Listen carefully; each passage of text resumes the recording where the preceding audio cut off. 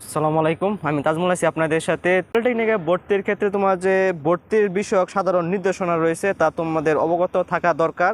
তো এগুলো তোমরা দেখে নাও।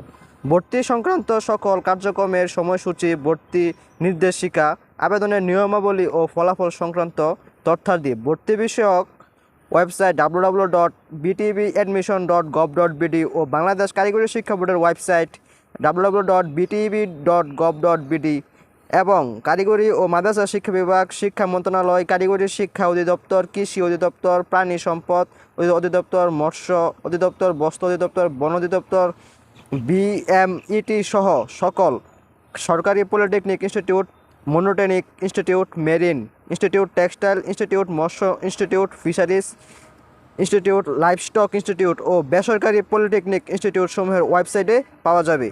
btbadmission.gov.bd এই ওয়েবসাইটে তুমি এই সকল তথ্য পেয়ে যাবে। সরকারি এবং বেসরকারি আবেদন ওই ওয়েবসাইট থেকে তোমরা করতে পারবে।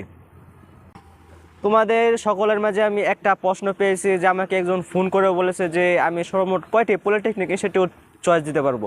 সেই ক্ষেত্রে তোমাদেরকে বলে থাকবো, তুমি 15টি সরকারি পলিটেকনিক ইনস্টিটিউট তোমার যে চয়েস লিস্ট রয়েছে এই চয়েস লিস্টে তুমি তোমার যে কোনো 15টি সরকারি প্রতিষ্ঠান চয়েস দিতে পারবে।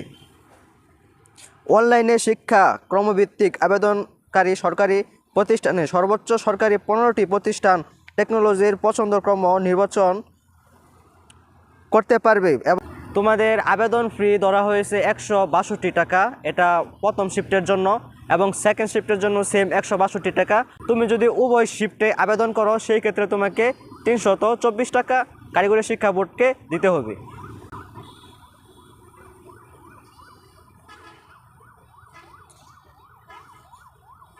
তোমাদের মাঝে আমি আরেকটি প্রশ্ন বা একটি ভাই আমাকে মেসেঞ্জারে নক দিয়ে বলতেছে যে সে তার যে আবেদনটি তার টেলিটক সিম না থাকার কারণে সে কি নগদ দিয়ে কি এটি করতে পারবে কিনা।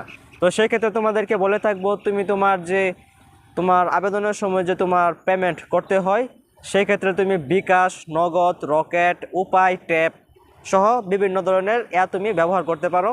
ওইগুলো দিয়ে তুমি তোমার পেমেন্ট করতে পারো, সেই ক্ষেত্রে কোনো সমস্যা হবে না। তোমার আবেদনটি খুব সতর্কভাবে করে থাকবে। তোমার আবেদন করার সময় যদি কোনো ভুল হয়ে থাকে তো এইটি তোমার ভর্তি বাতিল করতে পারবে বাংলাদেশ কারিগরি শিক্ষা বোর্ড। সেই ক্ষেত্রে খুব সতর্কতা অবলম্বন করে তুমি তোমার আবেদন করে থাকবে।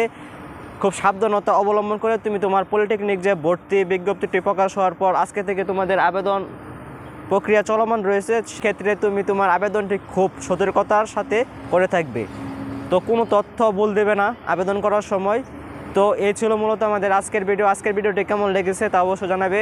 তো কালকে চ্যানেলে একটি ভিডিও প্রকাশ হবে, সেটি হচ্ছে তোমরা চয়েস লিস্ট কিভাবে দিবে এবং তোমার জিপিএর ভিত্তিতে কোন সাবজেক্ট চয়েস দিয়ে থাকবে এ নিয়ে একটি বিস্তারিত ভিডিও আসবে। তো আজকের মতো বিদায় নিচ্ছি, আল্লাহ হাফেজ।